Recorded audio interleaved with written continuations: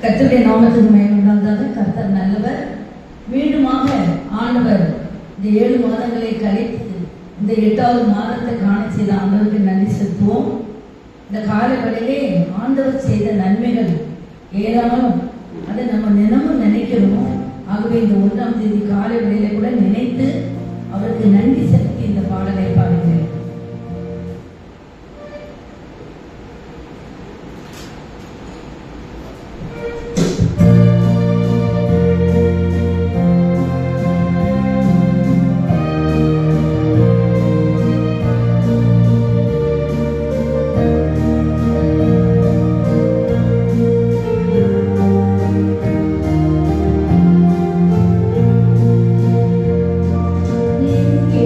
Sudaja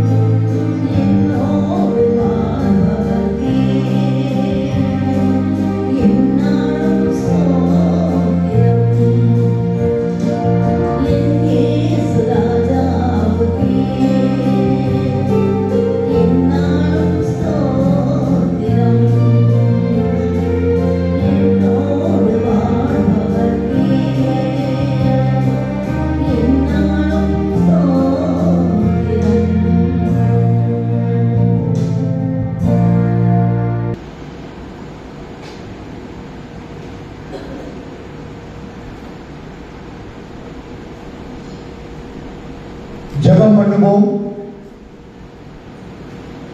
அன்புடைய ஆண்டவரே, பரிசுத்த பிதாவே, ஸ்தோத்திரம். ஆண்டவரே ஸ்தோத்திரம். ராஜாதி ராஜாவே, கர்த்தாதி கர்த்தாவே, தேவாதி தேவனே, எங்கள் தலைமை தகப்பனே, உமக்கு கோடான கோடி ஸ்தோத்திரங்களை ஏறெடுக்கிறோம். ஆண்டவரே, இப்பொழுது கூட நாங்கள் இந்த ஆகஸ்ட் மாதம் 1ஆம் தேதி 2024 வருஷத்திலே ஆண்டவரே, நாங்கள் உங்களுடைய சமூகத்திலே கூடி வந்து நீர் எங்களுக்கு தரும் ஆசீர்வாதமான வாக்குத்தத்த வசனத்தை பெற்றுக்கொள்ள காத்திருக்கிறோம். ஆண்டவரே, இந்த வசனத்தை எங்களுக்கு தாரும். இந்த வார்த்தை அனுப்பும். இந்த வார்த்தை எங்களுக்கு தாரும். இந்த வார்த்தையினால தான் எங்களுக்கு ஆசீர்வாதம். ஆண்டவரே, இந்த நேரத்தை எங்களுக்கு ஆசீர்வாதமான மாற்றித்தாரும், மோட்சமாக்கித்தாரும். இயேசுவின் இனி நாமத்திலே கெஞ்சி கேட்கிறோம் அன்புள்ள பிதாவே, ஆமென்.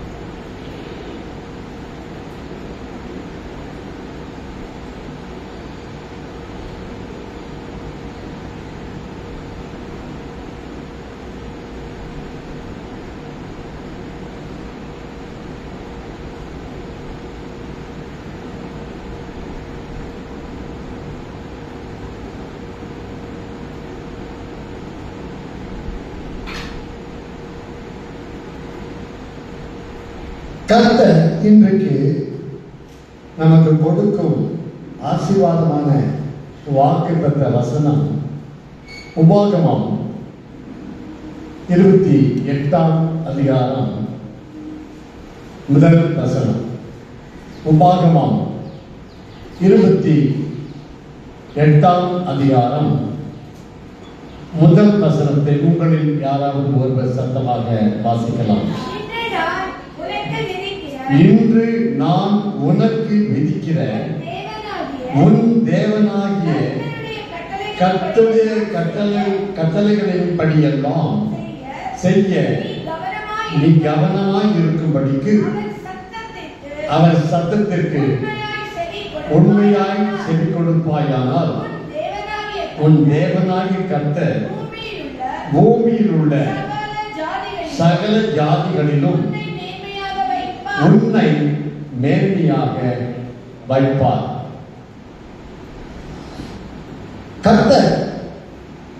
கர்த்தருடைய வசனம், கர்த்தருடைய வார்த்தை எப்படியாக சொல்லுகிறது? கர்த்தர் உன்னை மேன்மையாக வைப்பார். கர்த்தர் உன்னை மேன்மையாக வைப்பார். எவ்வளவு ஒரு நல்ல ஒரு வசனம், எவ்வளவு ஒரு ஆசீர்வாதமான ஒரு வார்த்தை. இது தேவனுடைய வார்த்தை, என்னுடைய வார்த்தையா? இது தேவனுடைய வார்த்தை. தேவனுடைய வார்த்தை அவர் சொன்னால் அப்படி நடக்கும். அவர் சொல்ல ஆகும், அவர் கட்டளையிட நிற்கும். அவர் சொன்னால் எல்லாம் உண்டாயிற்று. வானம் உண்டாக கடவுள் என்று சொன்னார், வானம் உண்டாயிற்று. பூமி உண்டாக கடவுள் என்று சொன்னார், பூமி உண்டாயிற்று. உலகத்தில் இருக்க சகலமும் உண்டாக கடவுது என்று சொல்லி தம்முடைய வார்த்தையை சொன்னால் அப்படி எல்லாம் உண்டாயிற்று. வார்த்தையினாலே எல்லாம் உண்டானது. இந்த வார்த்தையினாலே இன்றைக்கும் நமக்கு உண்டாகிறது. கர்த்தர் உண்மை நேர்மையாக வைப்பார். இது உண்மையான வார்த்தை, சத்தியமுள்ள வார்த்தை. இது தேவனுடைய வார்த்தை, நம்மை ஆசீர்வதிக்கும் வார்த்தை. ஆகினாலே நாம் இந்த நாளிலே இந்த வார்த்தையை பற்றிக் கொள்வோம்.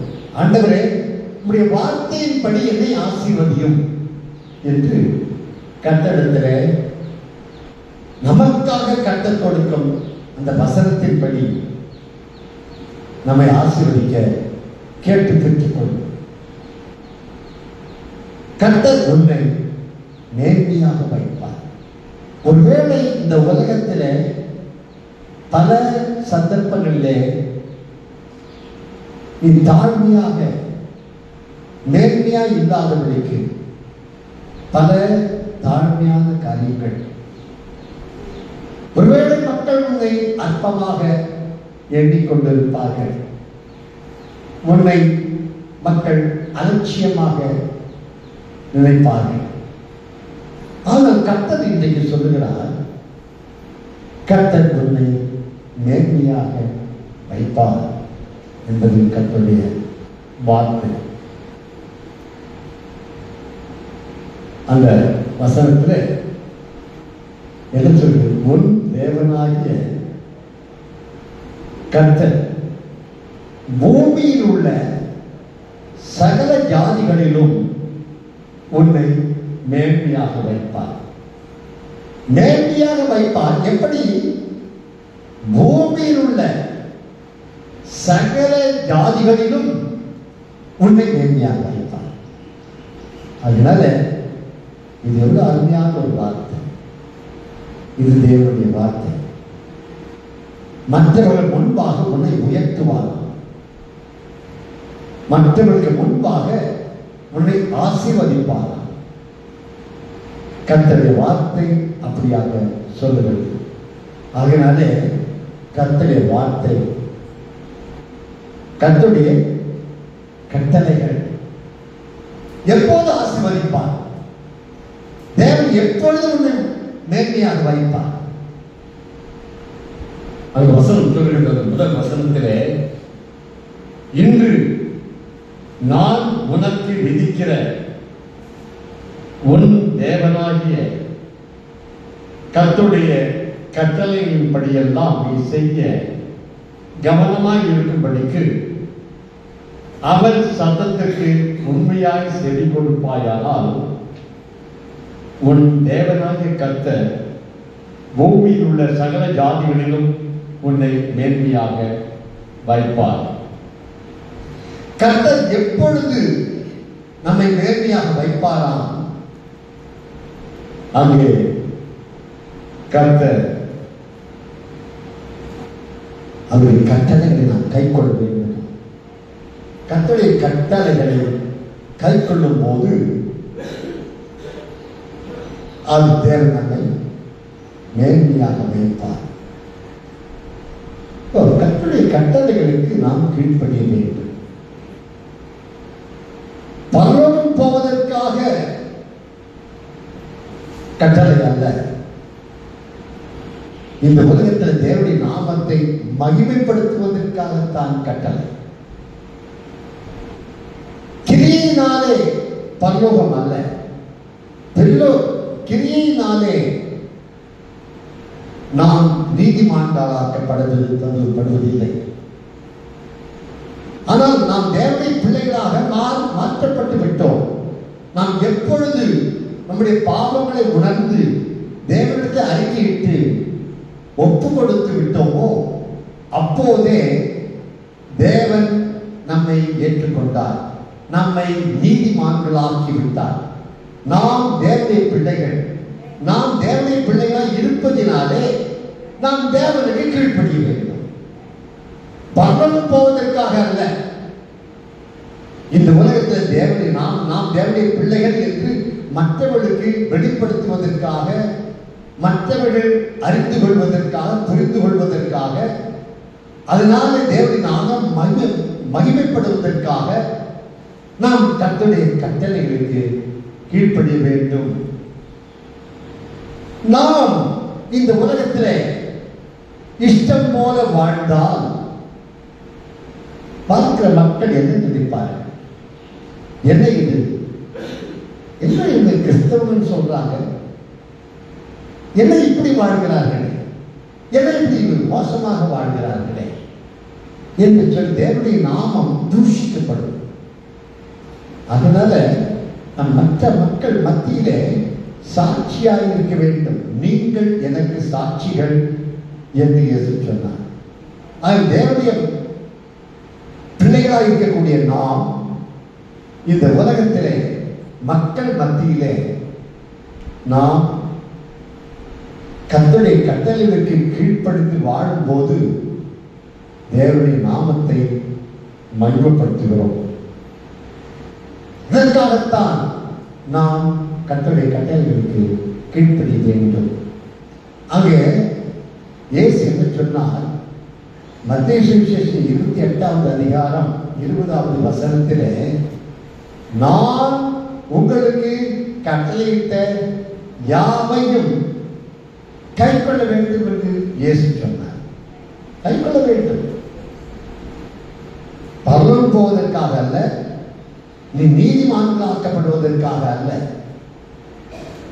எப்பொழுது நாம் இயேசுவை ஏற்றுக்கொண்டோமோ, எப்பொழுது நம்முடைய பாவங்களை விழுந்து தேவனத்தில் அறிக்கையிட்டு நம்மை ஒப்பு கொடுத்து அங்கே எப்பொழுது தேவனத்தில் நம்மை ஒப்பு கொடுத்து விட்டோமோ அப்பொழுதே நாம் நீதிமன்றங்கள் ஆகிவிட்டோம், தேவனுடைய பிள்ளைகள் ஆகிவிட்டோம். ஆகையால் நாம் தேவனுடைய பிள்ளைகள், பரலோகத்துக்குரியவர்கள், பரலோகத்துக்கு நாம் போவோம், அதில் சந்தேகமே கிடையாது. ஆனால் பரலோகம் போவதற்காக அல்ல, இந்த உலகத்திலே தேவனுடைய நாமத்தை மகிமைப்படுத்த வேண்டும். அதனால இயேசு என்ன சொன்னார்? நான் உங்களுக்கு கட்டளையிட்ட யாவையும் ஒருவிட விடக்கூடாது. ஒரு சிலது மட்டுமல்ல, சில கற்பனைகள் மட்டுமல்ல, யாவையும். யாவையும் என்றால் 100க்கு 100 எல்லாவற்றையும். அது ஒன்றும் ஒரு சில கற்பனைகள் மட்டும் நான் கீழ்ப்படுத்தி விட்டு மற்ற இது முடியாது, அது முடியாது, இது முடியாது, இதெல்லாம் கை கொள்ள முடியாது, இதெல்லாம் ரொம்ப கஷ்டம் என்று நாம் ஒதுக்கிவிட முடியாது. எல்லாவற்றையும் யாவையும் நான் உங்களுக்கு கட்டளையிட்டு யாவையும் கைக்கொள்ள வேண்டும். கைக்கொள்ளும்படி மக்களுக்கு உபதேசம் பண்ணுங்கள், சொல்லுங்கள் என்று இயேசு சொன்னார். அதனால கர்த்தருடைய கட்டளைகள் எல்லாவற்றுக்கும் நாம் கைக்கொள்ள வேண்டும். எல்லாம் கைக்கொள்ளும் போது அப்போது கர்த்தர் உன்னை நேர்மையாக வைப்பார். இதுல 3 காரியங்களை உங்களுக்கு நான் சொல்ல விரும்புகிறேன். இந்த வசனத்தில் இருப்பதைத்தான் இல்லாத நான் சொல்லவில்லை. வேறு வசனத்தில் இருப்பதைத்தான் நான் சொல்றேன். இதே வசனத்தில் உபாகமம் 28:1 என்ன சொல்லுகிறது? இன்று நான் உனக்கு விதிக்கிற உன் தேவனாகிய கர்த்தருடைய கட்டளைகளின்படி எல்லாம் செய்ய நீ கவனமாயிருக்கும்படி. அதாவது கவனமாயிரு. ரொம்ப கவனம், ரொம்ப கேர்லெஸ்ஸா இருக்கக்கூடாது. ஏதோ நானும் என்று நாம் இருக்கக்கூடாது. மற்ற மக்கள் வாழ்வது போல நாமும் வாழ்ந்து கொண்டு இருக்கக்கூடாது. உலக மக்கள் எப்படி வேண்டுமென்றாலும் வாழ்வார்கள், எதை வேண்டுமென்றாலும் துணிந்து செய்வார்கள்.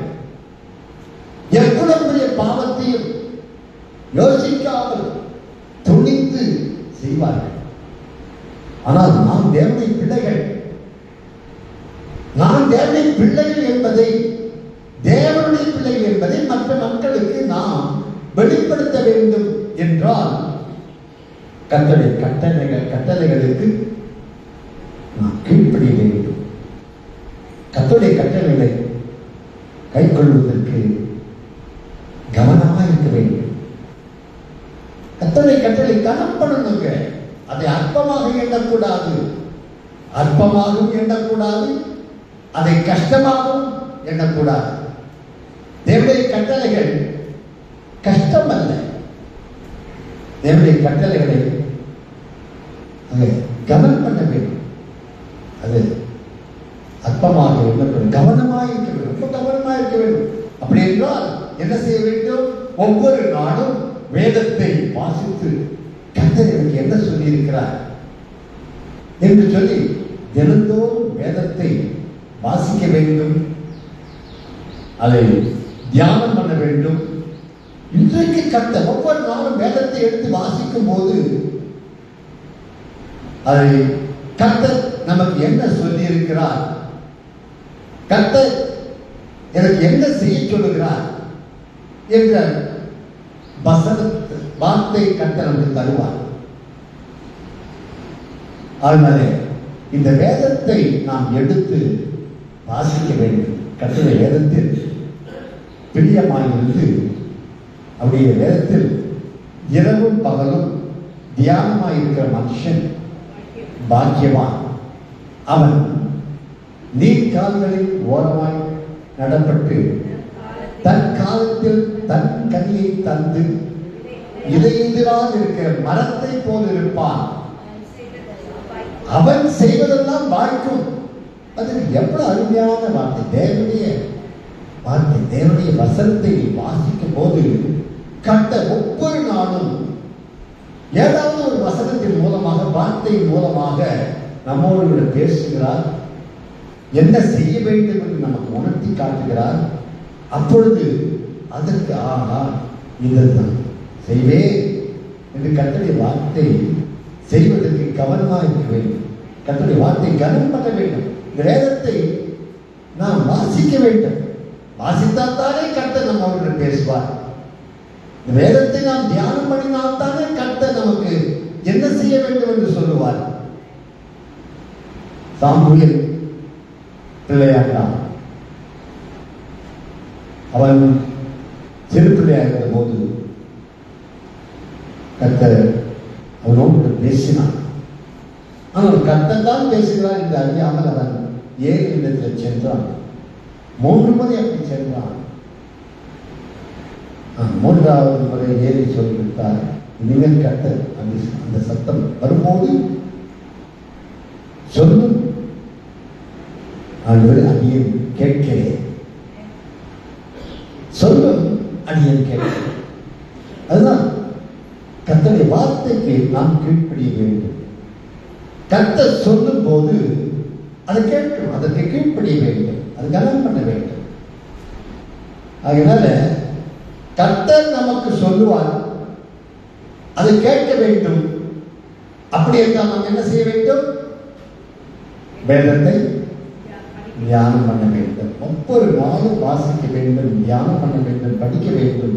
அதனால இன்னைக்கு அநேகர் என்ன சொல்லுகிறார்கள்? பைபிள் படிக்க நேரம் இல்லை என்று சொல்கிறார். பைபிள் படிக்க நேரம் இல்லை என்று சொல்லலாமா? நேரம் எல்லாத்திலையும் உங்களுக்கு நேரம் இருக்கிறது, எல்லாத்தையும் செய்ய நேரம் இருக்கிறது, கண்ட புத்தகங்களை படிக்க நேரம் இருக்கிறது, டிவி பார்க்க நேரம் இருக்கிறது, செல்போனை பார்த்துக் கொண்டிருப்பதற்கு நேரம் இருக்கிறது, பல வீண் கருத்தைகளை பேசிக் கொண்டிருக்க நேரம் இருக்கிறது, உலக வேலைகளை செய்வதற்கு நேரம் இருக்கிறது, எல்லாவற்றுக்கும் நேரம் இருக்கிறது. ஆனால் வேதத்தை வாசிக்க நேரம் இல்லை என்று சொல்லுகிறார். அது எவ்வளவு ஒரு துணிகரம், எவ்வளவு ஒரு தைரியம், எவ்வளவு ஒரு இது கர்த்தரை கனவீனப்படுத்துவது,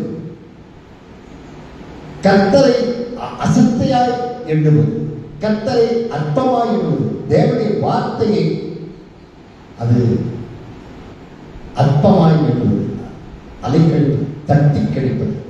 வேதத்தை, தேவனுடைய வார்த்தை அருமையான வார்த்தை, தேவனுடைய பரிசுத்த வேதம். இதுக்கு பெயர் பரிசுத்த வேதாகமம். அதை கூட மாத்திடுறாங்க, பரிசுத்த வேதாகமம் இதுக்கு பெயர். இதை கூட அப்படி பரிசுத்த வேதாகமம் இருக்கக்கூடாது என்று சொல்லி மாற்றி விடுகிறான். அது மாற்றுவது பிசாசு, பிசாசுடைய தந்திரம். என்ன என்று மாற்றுகிறார்கள்? திரு விவிலியம். அதில் எங்க பரிசுத்தம் இருக்கிறது? பரிசுத்தம் என்பதையே எடுத்து விட்டார்கள். ஏனென்றால் பரிசுத்தம் என்பது பிசாசுக்கு பிடிக்காது. ஆகையினால் அந்த பரிசுத்தம் என்ற வார்த்தையை எடுத்து விட்டான். பரிசுத்தம் என்ற வார்த்தை எடுத்து விட்டது மட்டுமல்ல, அதில் இருக்கிற அநேக வார்த்தைகளை எடுத்து விட்டான். அநேக காரியங்கள், அநேக தேவன் நமக்கு சொல்லி வைத்திருக்கிற அநேக வார்த்தைகளை எடுத்து விட்டிருக்கிறான். திரு விவிலியத்திலே இந்த பரிசுத்த வேதாகமத்தில் இருக்கக்கூடிய அநேக தேவனுடைய வார்த்தைகளை மாற்றிவிட்டு இருக்கிறார். பிசாசுடைய தந்திரம்.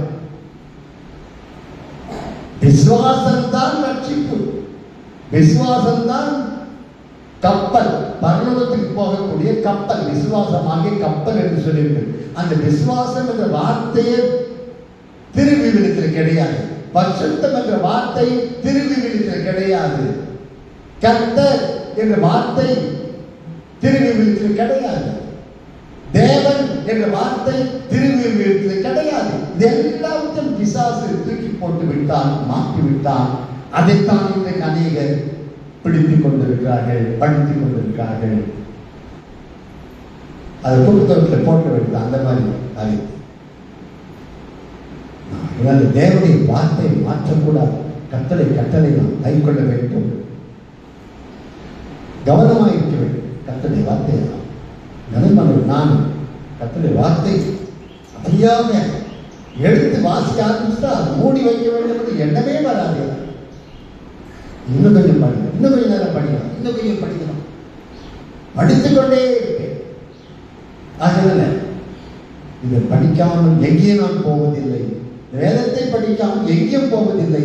வேதத்தை படிக்காமல் எதையும் நான் செய்வதில்லை என்றால் இதுதான் நமக்கு இந்த உலகத்தில் நாம் எதை செய்ய வேண்டும், எங்கே செய்ய வேண்டும், எங்க செல்ல வேண்டும், எப்படி செய்ய வேண்டும், எல்லாம் நமக்கு ஆலோசனை புத்தகம்.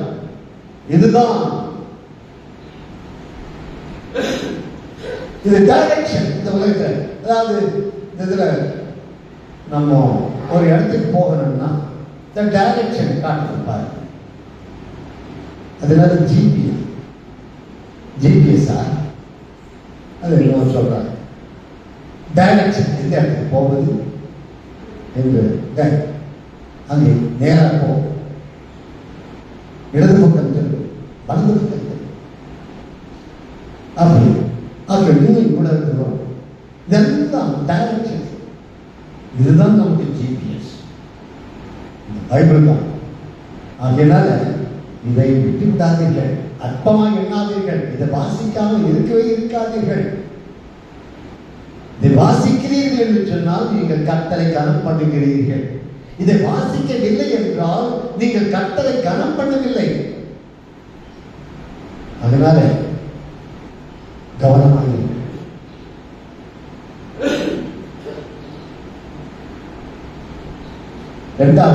முதலாவது கவனமாகிறது. இரண்டாவது உண்மையாக.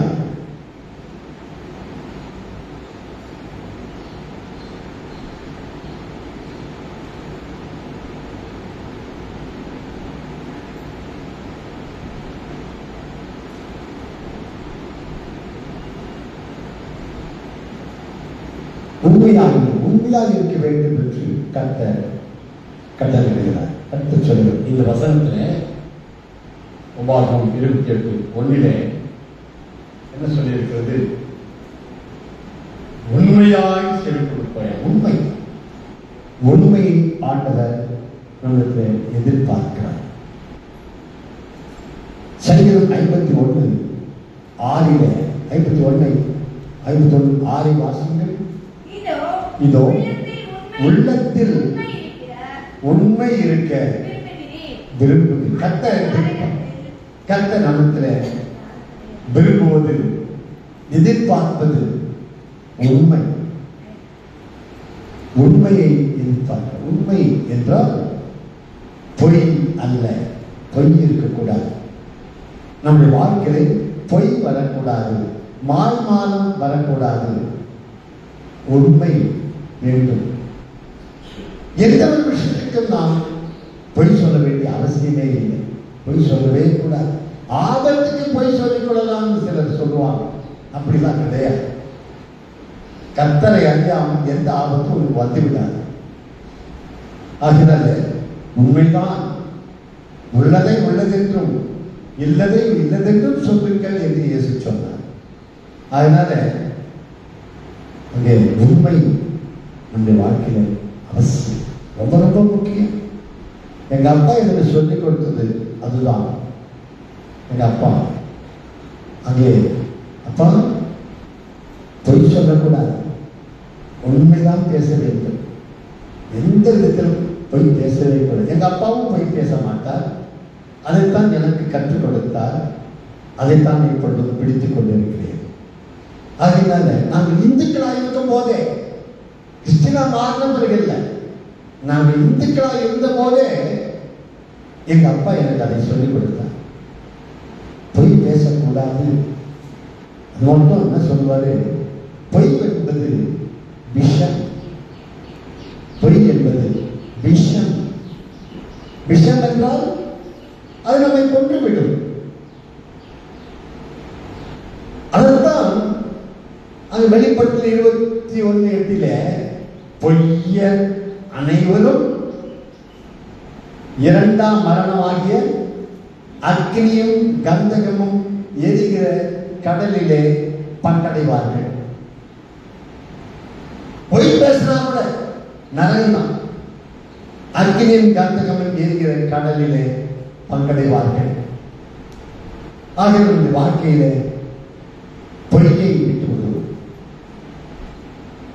அப்போதான் பவுல் எழுதுகிறார், பொய்யை கலைந்து விட வேண்டும், கலைந்து விட வேண்டும். பொய்யை கலைந்து விட எரிந்து போட்டு விட வேண்டும். பொய் நம்முடைய வாழ்க்கையில் வரவே கூடாது. நான் மட்டும் பொய் சொல்லியிருந்தால் நான் ஒரு பெரிய பணக்காரனா இருந்திருக்கலாம். எங்க அப்பா எனக்கு சொல்லிக் கொடுத்ததுனால அதோடு கூட இயேசு ஏற்றுக்கொண்ட தேவனுடைய பிள்ளைகளாக மாறினவர்கள் வேதத்தை வாசிக்க ஆரம்பித்தது. அது இன்னும் அந்த காரியம் எனக்கு உறுதியாகிவிட்டது. ஆகினால ஒரே ஒரு பொய் சொல்வதனாலே கோடி கோடியாக பணம் கிடைக்கிறது என்று சொன்னாலும் ஒரு பொய் கூட சொல்ல மாட்டேன். அதனால கர்த்தருக்கு உண்மையாக இருக்க வேண்டும். கர்த்தர் நம்மை உயர்த்த வேண்டும் என்றால், கர்த்தர் நம்மை நேர்மையாக வைக்க வேண்டும் என்றால் நம்முடைய வாழ்க்கையில உண்மை இருக்க வேண்டும். அங்கே மூன்றாவதாக கீழ்ப்படிதலாக இரு. இந்த வசனத்தில் என்ன சொல்லிருக்கிறது? வெளிப்பட அந்த 28:1 அங்கே கவனமாக இருக்கும், அவர் சத்தத்துக்கு உண்மையாக செவி கொடுப்பேனால். செவி கொடுப்பது என்றால் கீழ்ப்படி. செவி கொடுப்பது இயேசு சொன்னார், செவி காது உள்ளவன் கேட்க கடவுள். இயேசு சொன்னார் காது உள்ளவன் கேட்க கடவுள். அப்படின்னா என்ன அர்த்தம்? காது எல்லாருக்கும் தான் இருக்குது. அதுதான் காது உள்ளவன் கேட்க கடவுள். அப்ப சேர்த்து எவ்வளவு பேருக்கு காது இல்லைன்னு அர்த்தமா? இல்லை, எல்லாருக்கும் காது இருக்கிறது, ஆனால் கேட்க மனம் இல்லை. விருப்பம், மனம்,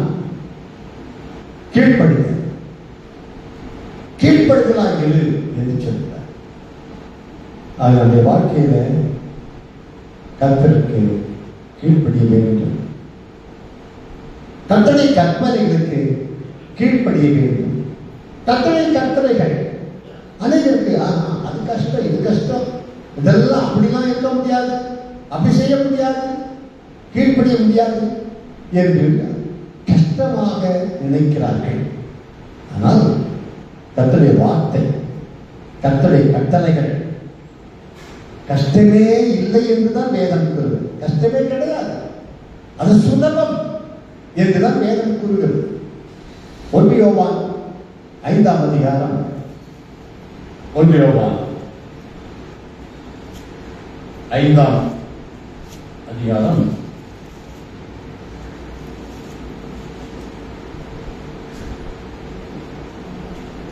3ஆம் வசனத்தை வாசியுங்கள். நாம் தேவனுடைய கற்பனைகளை கைக்கொள்ளுவதில் அவரிடத்தில் அன்பு கூறுவதுதான். அவருடைய கற்பனைகள் பாரமானவைகளும் அல்ல. நாம் கர்த்தருடைய கட்டளைகளை கைக்கொள்ள வேண்டும். அது கஷ்டம் அல்ல, அது பாரமானவர்கள் அல்ல, அது சுலபமானது, மிகவும் சுலபமானது. ஆகையால கர்த்தர் நம்மால் முடியாத காரியத்தை, செய்ய முடியாததை செய்ய சொல்லவில்லை. நம்மால் செய்ய முடியாததை அப்படி யாராவது எந்த பெற்றோராவது பிள்ளைகளுக்கு பிள்ளை செய்ய முடியாத ஒரு காரியத்தை செய்ய சொல்லுவாங்களா? எந்த பெற்றோராவது அவங்க பிள்ளை மேல இவ்வளவு பெரிய பாறாங்களை தூக்கி தலை மேல வச்சு தூக்கி போன்னு சொல்லுவாங்களா? அந்த சிறு பிள்ளைக்கு என்ன செய்ய முடியுமோ அதைத்தான் செய்யவார்கள். பொருளாதாரர்களாகிய நீங்கள் உங்கள் பிள்ளைகளுக்கு நல்ல இவைகளை கொடுக்க அறிந்திருக்கும் போது பரமபிதாவானவர் உங்களுக்கு நன்மையானவைகளை கொடுப்பதற்கு நிச்சயம் அல்லவா? அது நம்முடைய நல்ல காரியத்தை தான், சுலபமான காரியத்தை தான், கஷ்டம் கிடையாது. கர்த்தருடைய கற்பனைகள் கஷ்டம் அல்ல, அது சுலபம். நாம் கஷ்டம் என்று நினைக்கிறோம். இதை செய்யக்கூடாது, அதை செய்யக்கூடாது, இதெல்லாம் அதெல்லாம் செய்யக்கூடாது என்றுதான், செய்யக்கூடாது என்றுதான் கர்த்தர் சொல்லுகிறார். இதை செய் அதை செய் என்று சொல்லவில்லை. அதெல்லாம் செய்ய வேண்டும், இதெல்லாம் செய்ய வேண்டும் என்று சொல்வது கஷ்டம். ஒரு காரியத்தை செய்வது கஷ்டம். ஆனால் செய்யாதே, இதை செய்யாதே, அதை செய்யாதே, செய்யாமல் இருப்பது கஷ்டமே கிடையாது. செய்யாமல் இருப்பது என்ன கஷ்டம் இருக்கிறது? எதை ஒன்றும் செய்வதுதான் கஷ்டம். செய்யாமல் இருப்பது கஷ்டமே கிடையாது, சுலபம். பரவாயில்லையே, இதையும் செய்யக்கூடாது, எதையும் செய்யக்கூடாது, அதை செய்யாது, இது செய்யாது, இதெல்லாம் செய்யக்கூடாது என்று சொல்லுகிறார் கர்த்தர். அதனால் செய்யாமல் இருப்பது கஷ்டம், சுலபம், அது கஷ்டமே கிடையாது. ஆகினாலே கர்த்தர் சொல்கிறார், கவனமாகிரு, உண்மையாகிரு, கீழ்ப்படிதலாகிரு. அப்படி இருக்கும்போது கர்த்தர் உன்னை மேன்மையாக வைப்பார். இந்த வாக்குத்தத்த வசனத்தை நாம் பிடித்துக் கொள்வோம். இந்த வசனத்தை நமக்கு சொந்தமாக்கிக் கொள்வோம். இந்த வசனத்தை நாம் சுதந்திரித்துக் கொள்வோம். கர்த்தர் நம்மை உயர்த்துவார், நம்மை மேன்மையாக வைப்பார். கீழ்ப்படிய, நான் அடிக்கடி சொல்றது, கீழ்ப்படிய உயர்ந்து கொண்டே போவோம். மேல போகணும்னா கீழ்ப்படியில கால வச்சாகணும். கீழ்ப்படியில கால வச்ச பிறகு அதற்கு அடுத்த கீழ்ப்படித்தல், அடுத்த கீழ்ப்படியில கால வைக்கணும். அதுக்கப்புறம் அடுத்த கீழ்ப்படியில கால வைக்கணும். அதுக்கப்புறம் அடுத்த கீழ்ப்படியில கால வைக்கணும். கீழ்ப்படிய உயர்ந்து கொண்டே போவோம். கர்த்தர் நம்மை மேன்மையாக வைப்பார். கர்த்தர் உன்னை மேன்மையாக வைப்பார் என்பது கர்த்தருடைய வார்த்தை. இதை பிடித்துக் கொள்ளும் கர்த்தர் நம்மை ஆசீர்வதிப்பார். உங்களில் யாராவது 2 பேர் நம்மை ஜெபத்திலே நடத்த முடியாம ஏற்றுக்கொள்வேன். ஜெபம் பண்ணுவோம்.